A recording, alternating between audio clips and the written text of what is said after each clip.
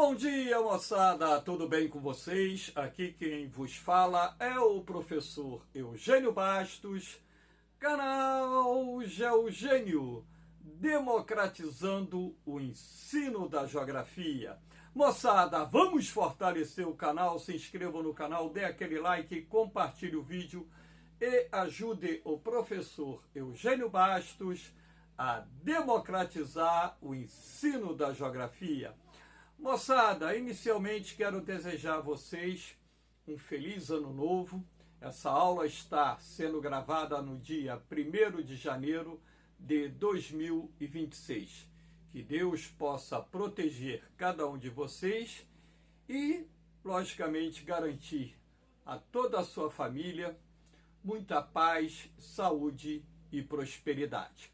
Então, moçada, no nosso encontro de hoje, eu irei falar sobre a Grande Muralha Verde Chinesa, que é considerada o maior projeto de reflorestamento em curso no nosso planeta, onde se prevê o plantio de cerca de 100 bilhões de árvores até o ano de 2050. Espero que vocês gostem desse encontro. Havendo qualquer dúvida, deixe a sua pergunta na parte dos comentários, que eu terei o máximo prazer de respondê-la. Então, moçada, nada melhor do que iniciar o nosso encontro mostrando aqui um mapa onde está em destaque o território chinês. Claro que parte desse mapa se estende além das fronteiras da China, mas o objetivo central aqui é mostrar a existência de dois grandes desertos. O deserto de Taklamakan, localizado na porção ocidental da China, que inclusive é considerado o maior deserto chinês, e aqui o deserto de Gobi, que além de pegar parte do território chinês, se estende também por grande parte da Mongólia.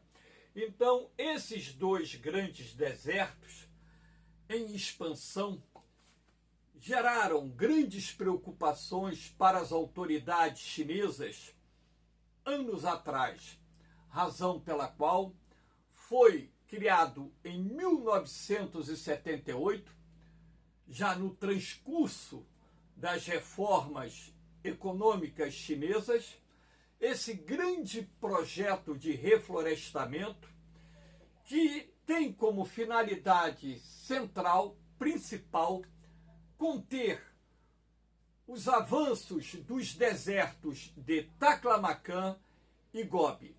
E com isso também, objetivos secundários, restaurar áreas degradadas pelo processo de desertificação, ampliando as áreas disponíveis para as atividades agropecuárias, também através do processo de reflorestamento, promover o sequestro de carbono, até mesmo porque a matriz energética chinesa ela ainda utiliza em larga escala combustíveis de origem fósseis, principalmente o carvão mineral, que é a principal fonte de energia utilizada até hoje naquele país, e também, logicamente, proteger as cidades chinesas das grandes tempestades de areia que estavam se tornando cada vez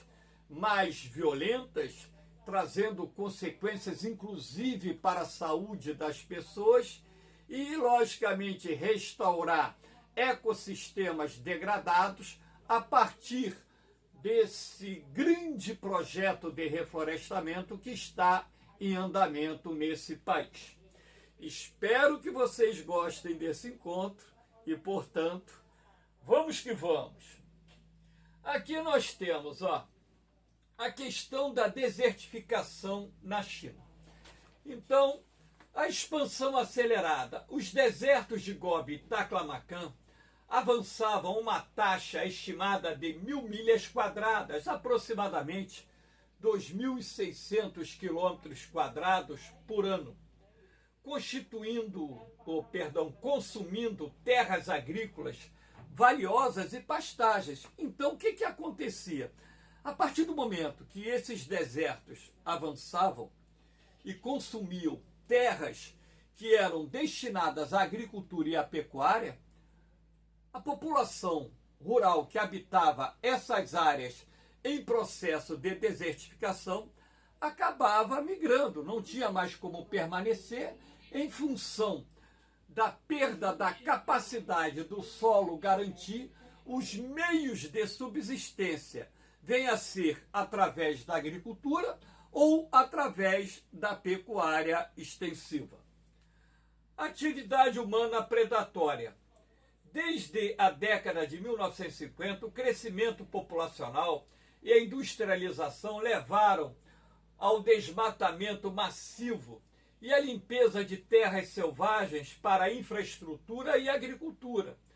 Práticas como sobrepastoreio e o uso intensivo do solo esgotaram a vegetação nativa, deixando a camada superficial da terra exposta à erosão eólica. Então, ora, a partir do momento que você retira a cobertura vegetal nativa de uma determinada área, a partir do momento que você utiliza aquele solo para a produção agropecuária e não se preocupa em adotar técnicas adequadas de manejo do solo para garantir a produtividade da terra e, logicamente, a permanência das atividades produtivas, como a criação de gado ou o plantio, logicamente que, com o passar dos anos, a erosão laminar ou superficial, que também é chamada de erosão de lençol, ela vai retirando a camada superficial do solo, não só através do vento, como também através do escoamento superficial da água da chuva.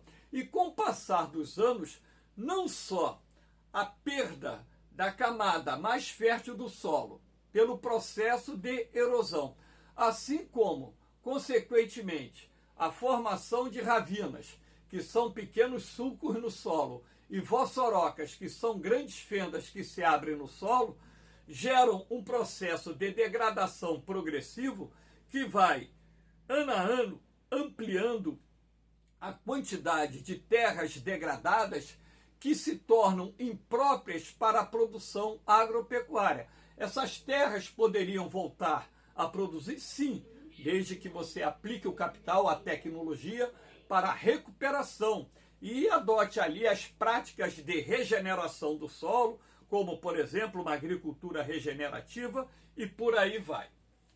Então, aqui nós temos a imagem, né, do deserto, né, lá na China. Enfim, aqui nós temos as consequências da desertificação. O impacto nas cidades, a falta de barreiras naturais permitia que tempestades de areia frequentes atingissem grandes centros urbanos, incluindo Pequim e Tianjin, sufocando a infraestrutura e afetando a saúde pública, com altos níveis de poluição particular. Aqui você tem essa imagem de uma cidade chinesa sendo atingida por uma tempestade de areia. Essas tempestades, elas ganhavam maiores proporções na transição do inverno para a primavera e também da primavera para o verão, quando então a intensidade dos ventos procedentes do norte e noroeste fazia com que grandes quantidades de partículas finas fossem removidas por esses fortes ventos e transportadas em direção às cidades, inclusive localizadas no centro-leste da China. Isso causando problemas como a queda da qualidade do ar, causando problemas de saúde nas pessoas e, consequentemente, era preciso fazer algo para minimizar, atenuar essas tempestades de areia. E, logicamente, que uma das medidas a serem adotadas envolvia a criação de barreiras através de projetos de reflorestamento que não só pudessem conter o avanço do deserto de Gobi, assim como o avanço do deserto de Taklamakan e, consequentemente, restaurar uma estabilidade para reduzir a pressão dessas tempestades de areia, não só sobre as populações rurais, mas também sobre as populações urbanas. A perda de solo fértil.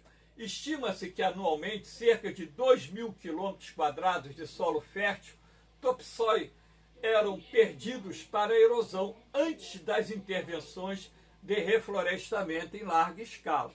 Então, como vocês podem ver, o reflorestamento ele funciona também como uma técnica para conter esse processo de degradação do solo, assim como também impedir o processo de desertificação em curso no território chinês. Aqui nós temos a Grande Muralha Verde, né? O projeto em si, claro que nem toda a extensão dos desertos de Gobi e Taklamakan serão convertidos em áreas florestadas e agrícolas, mas aqui você tem a escala de expansão do projeto, 1978-2000, 2001, 2020, 2021 a 2050, e com isso, logicamente, os chineses, seguindo à risca um amplo cronograma de recuperação, de restauração florestal, não só para conter o processo de desertificação, como eu disse também, recuperar áreas agrícolas degradadas e também pastagens degradadas pelo uso indevido do solo, técnicas de manejo inadequada do solo e, consequentemente, essas técnicas exerceram uma forte pressão no solo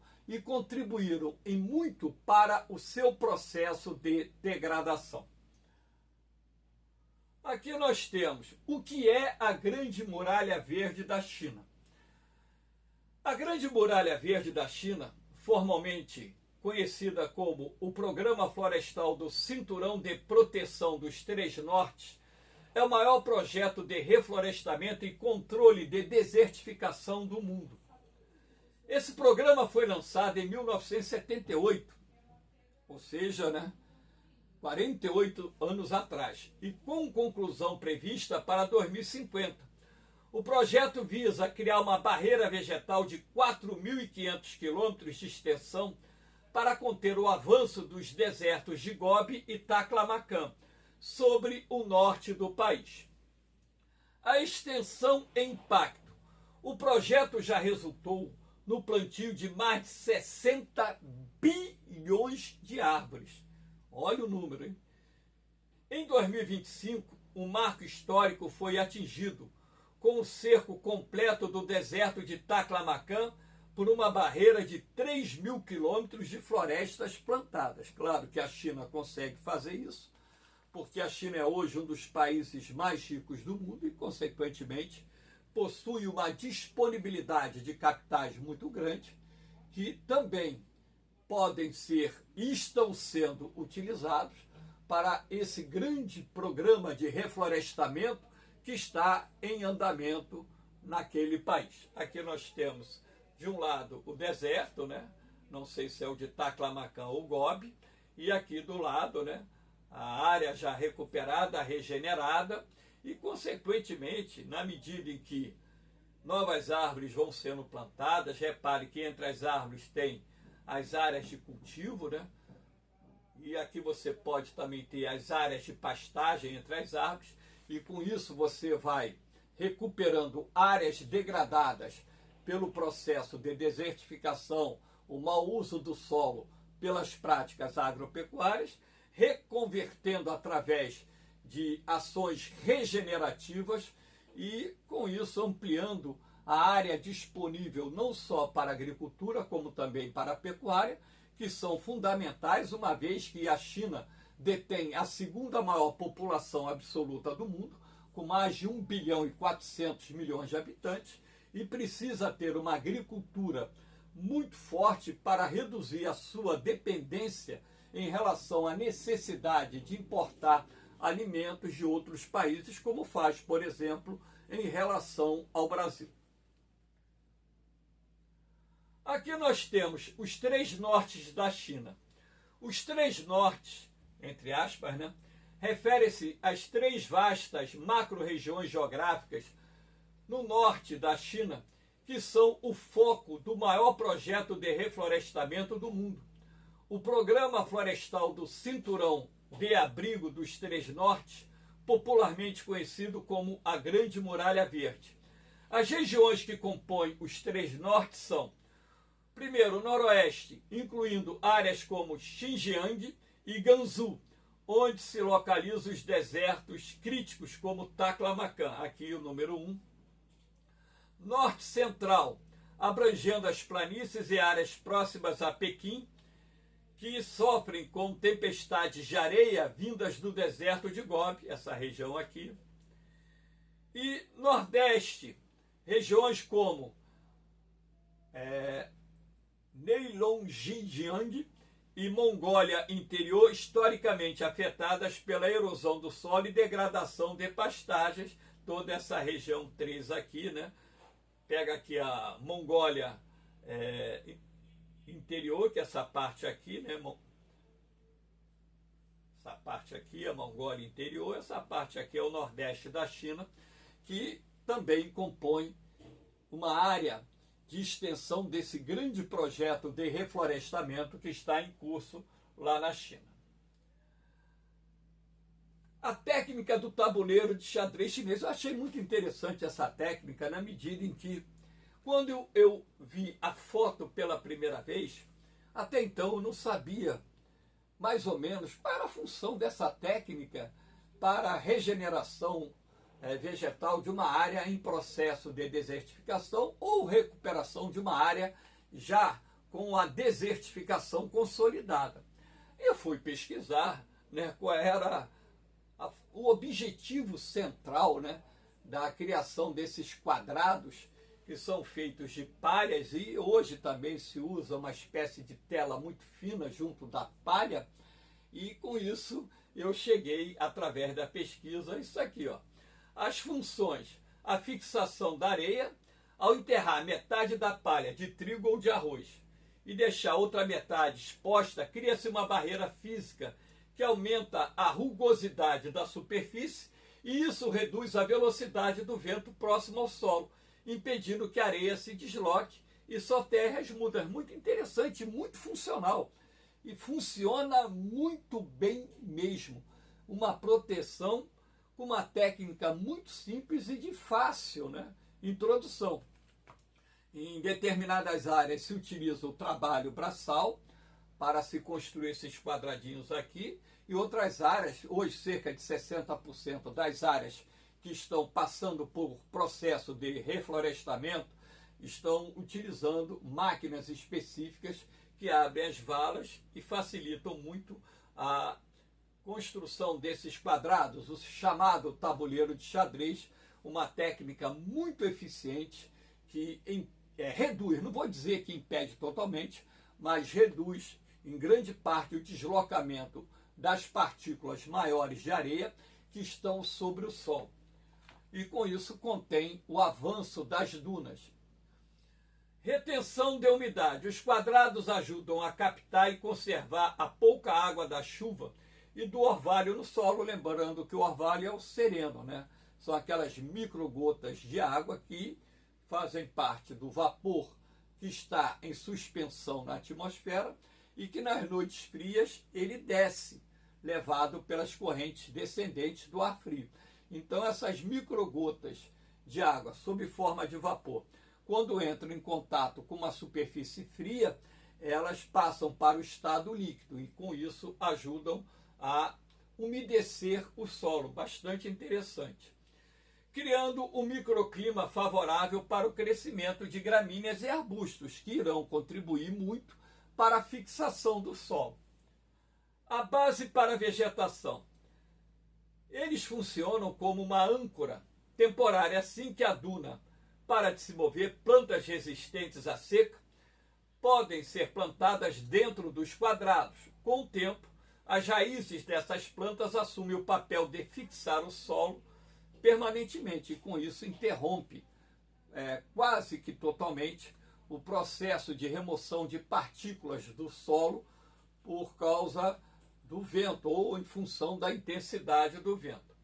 Melhorias do solo. À medida que a palha se decompõe, ela adiciona matéria orgânica à areia, auxiliando na formação de uma crosta biológica que enriquece o solo, o que também ajuda no desenvolvimento das plantas que estão sendo ali utilizadas no processo de reflorestamento, e com isso o resultado tem sido bastante significativo nas áreas de restauração florestal que estão em curso no território chinês. Total de árvores plantadas até 2050 e a serem plantadas, até 2025 e a serem plantadas até 2050. Até o final de 2025, a China plantou mais de 60 bilhões de árvores. Algo extraordinário, né? Porque lá atrás, há uns 10 anos atrás, o projeto era chegar a esse número aí somente em 2050. Os caras já passaram daí, né? Meta final, o objetivo do programa, que termina em 2050, se não for estendido, eu acho que será, é atingir um total de 100 bilhões de árvores plantadas ao longo de 4.500 quilômetros de extensão. Até o final de 2025, o total acumulado de áreas verdes na China e os marcos de reflorestamento são os seguintes. Florestas plantadas. A China possui a maior área de florestas plantadas do mundo, totalizando 92,4 milhões de hectares, segundo dados consolidados em 2025. Lembrando que um hectare tem 10 mil metros quadrados, ou seja, é do tamanho de um campo de futebol das dimensões do Maracanã. Bastante interessante. Olha a quantidade, né, de hectares reflorestados.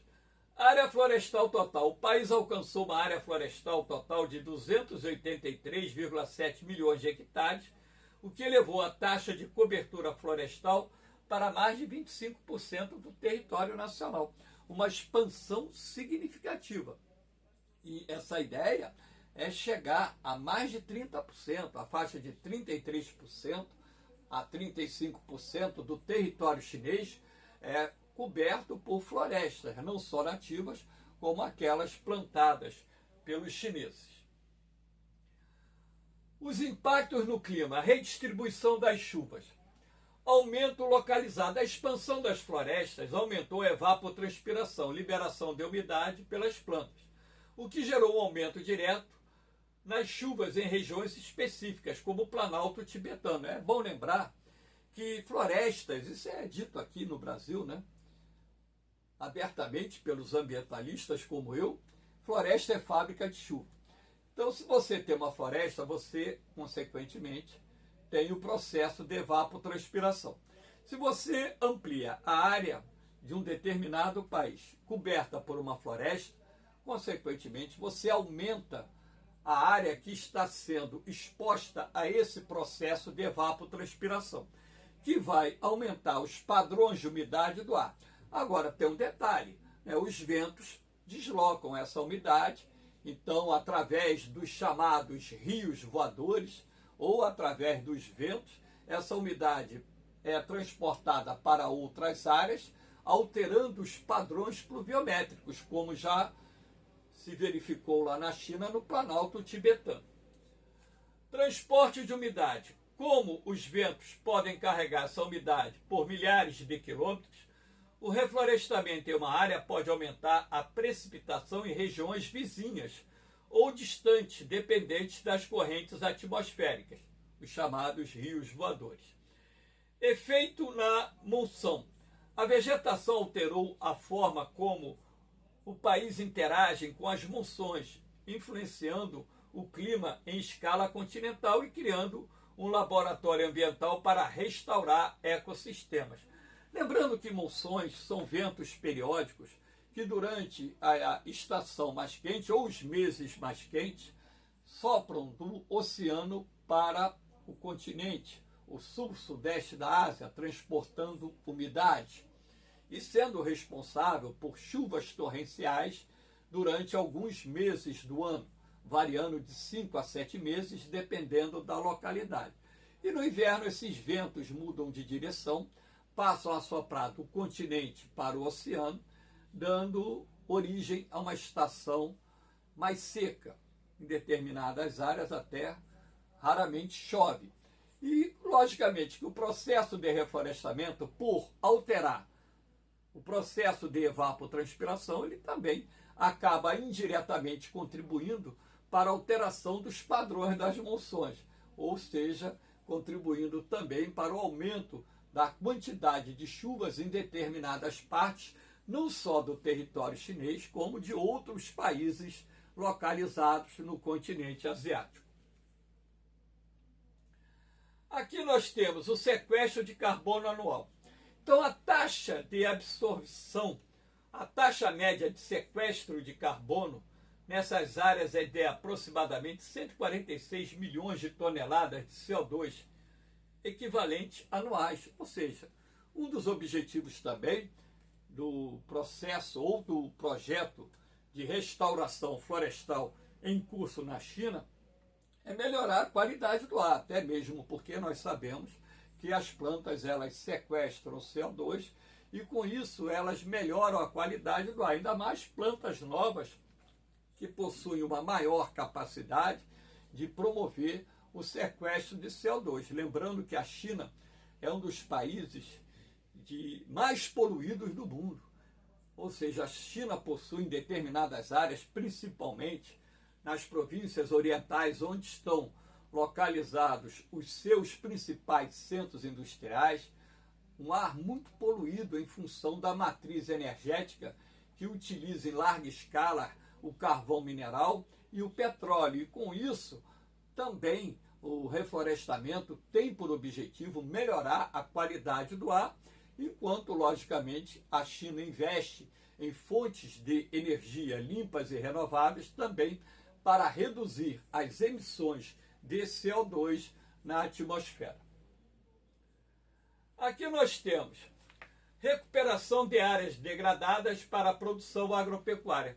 A recuperação para a lavoura. A China estabeleceu a meta de transformar 19 milhões de hectares de terras degradadas em áreas cultiváveis, de alto padrão até 2030, com grande parte desse progresso consolidado até 2026. Então, essa restauração de aproximadamente 19 milhões de hectares de terra, por exemplo, para a agricultura, pode acrescentar 60, 70, 80, 100 milhões de toneladas, por exemplo, de grãos, a produção agrícola chinesa, dependendo, claro, do índice de produtividade e das técnicas que estejam sendo utilizadas.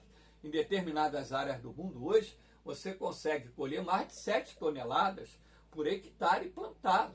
Tem áreas que por exemplo, tem áreas em que esse volume chega a ser muito maior. A proteção de terras aráveis. Estima-se que as barreiras de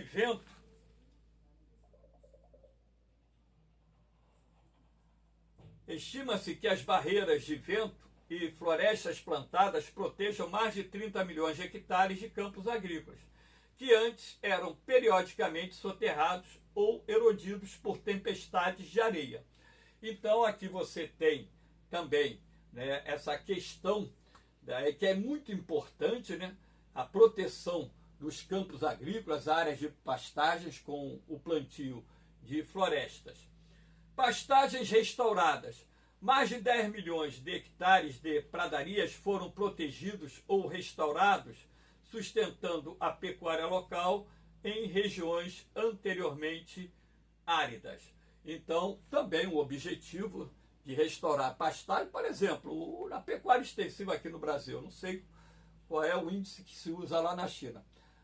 Num hectare de terra, dependendo da qualidade da pastagem, você pode ter 4, 5, 6 bois, dependendo da qualidade da pastagem. Se você usar a criação de gado bovino, no mínimo você poderia acrescentar aí 40 milhões de cabeças de gado, o que ampliaria a oferta, a disponibilidade de carne bovina e também a disponibilidade de leite, né, para a população chinesa. Então, o objetivo em restaurar áreas agrícolas e de criação também tem relação direta e indireta com a questão da segurança alimentar da população chinesa. Moçada, eu espero que vocês tenham gostado desse encontro. Dê aquela forcinha, dê aquele like, compartilhe o vídeo, se inscreva no canal e ajude o professor Eugênio Bastos a democratizar o ensino da geografia. Portanto, moçada, no mais, um beijão no coração de vocês, um forte abraço, fiquem com Deus, eu vou, mas eu volto, hein? Fui!